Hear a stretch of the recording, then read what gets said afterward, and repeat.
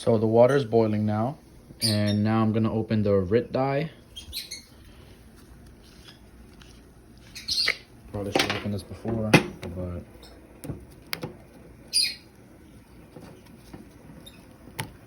if you're gonna do this, I recommend wearing gloves. So does RIT, because this stuff gets on your hands. You don't want it to stain your skin pretty much. It's pretty permanent. So now you just, I'm just dumping the entire thing pretty much. It's pretty dark. Now you just let it sit for a while pretty much. Just give it a sec. And don't do what I did, because I kind of let the dye get on it, on the side and stuff. This shit's permanent, so it will probably stain my kitchen, so gotta be careful with that. Just gotta let it boil for a little bit more, for like a minute or two with the dye in it. I'll be back. So I'm back. Yeezys are right here. And by the way, I really recommend using shoe trees inside. I use Rejuvenator shoe trees. Pretty much they are enough to like just keep the toe box of them just pretty straight and just prevent like creasing, because especially when you're dyeing them, you really don't want them to crease while dyeing, because if you crease them, then there's a potential that there's going to be a big crease line like about right there, so you don't want that. So now you're just going to put the shoe in the dye, and it's dyeing already. You can see that. It's pretty easy.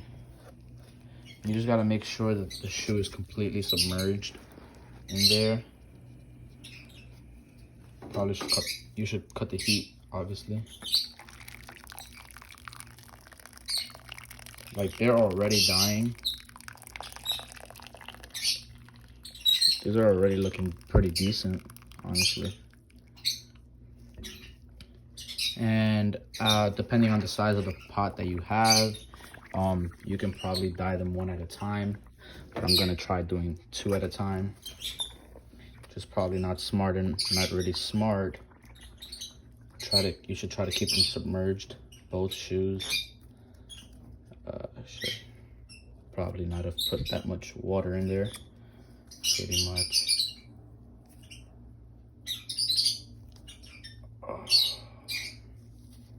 Yeah, and be careful, because this is boiling water, so it kind of burns.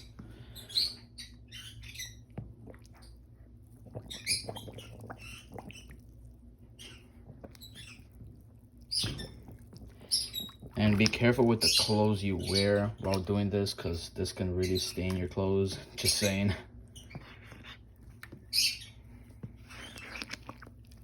And by the way, if you're gonna be using a spoon, or like a fork or whatever, not a fork, but like something to push it in, I recommend not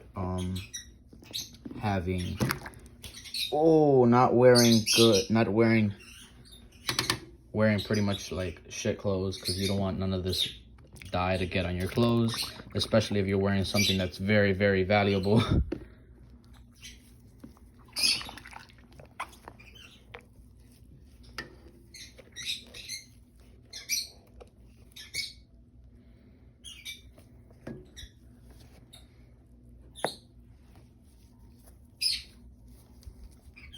They're dyeing pretty well, I'm gonna be honest.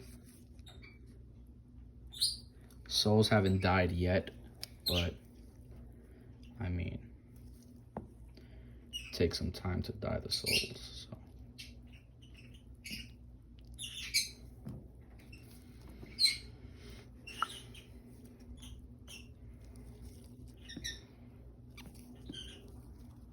Probably should fill the pot up with more water to cover the uppers.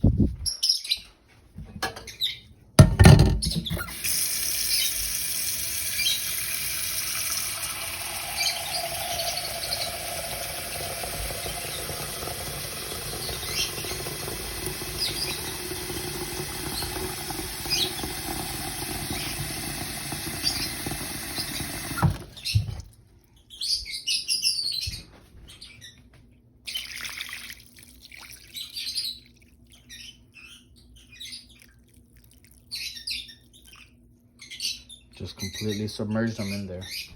All right, so I just finished dyeing them. Well, I dyed the soles, but you also dye the uppers because of the dye. It gets all over the sneaker. So the sock liner is pretty red, and the soles are red, and the uppers are kind of pinkish, but that's not really a problem because I'm going to be using a 50-50 ratio of Too Soft and Fire Red Angelus paint to paint the uppers.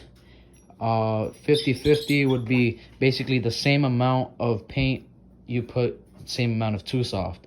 Too Soft is a liquid that's pretty more like water, and it makes sure that the paint is very soft and it adheres very well to the material, especially prime knit, because prime knit is not leather. On leather you can just paint straight directly, but with Too Soft you can paint on soft materials that will be bending, because if you put the red paint straight on this, the paint will automatically start cracking, and then you will just, it's not gonna look good, just not gonna look good at all. So all I'm saying is that we're almost done. I'm gonna give these 24 hours to dry, and I'll be back in 24 hours. So I started painting already. So I used a 50-50 mix of red leather paint and Too Soft. I used 1 spoon of this and 1 spoon of this to make a 50-50 ratio. I'm currently using the angular brush. I've been painting already for a while now. I'm just getting the edges pretty much, and then later I'm gonna keep on doing layering up all the way till I get to the top, to the sock liner. The sock liner was actually dyed from the RIT dye that I dyed it yesterday. And we're also going to be using a hot gun, so we can dry the paint through the process. Pretty much we need to get all those spots, like the small pink spots right there, if you can see them. You just need to really get in there because you don't want to have that showing when you wear them, you know. All right, so I just finished painting both of the shoes right now, and now what I'm going to do is I'm going to use a heat gun, as I might have mentioned earlier, to heat up the entire shoe and all the paint on the shoe, and make sure that all the paint gets seeped into the material so that it doesn't come off of the sneaker and come off of the material or cause any bleeding while washing in the machine. So I finished painting them last night. They are finally dry. I gave them about 24 hours to dry. Now they're pretty vivid color.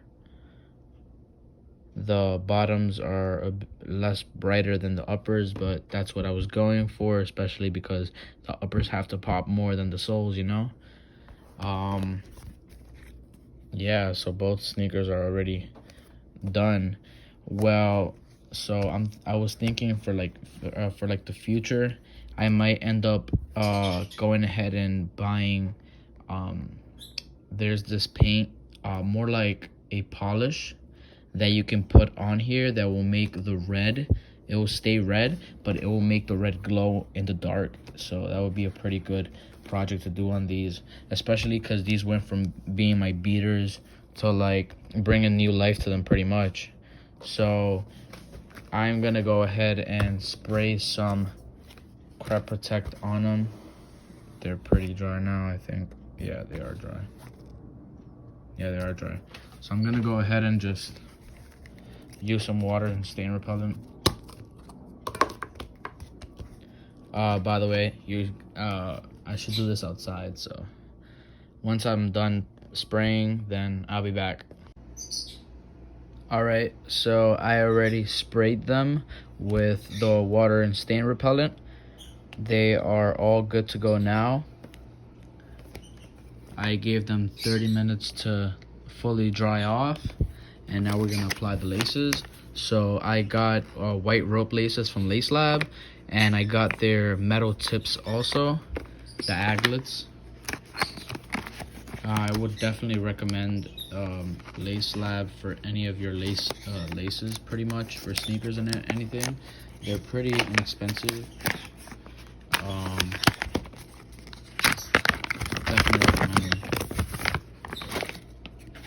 I already applied the aglets earlier onto the process, but what I really like about these is that with these you can do this. You can go ahead and you can just spin them off, and then they come off, and then they stay like that. You can put them through your laces, and then after you're done, completely on again. So I'm gonna put them on and I'll be back. So these are the end results. I would say they came out pretty well. I really like them. Everything came out awesome. I like the laces, lace tips. It gives it really that Red October vibe that I really wanted. So it's pretty awesome. Let me know down in the comments if you would wear these personally.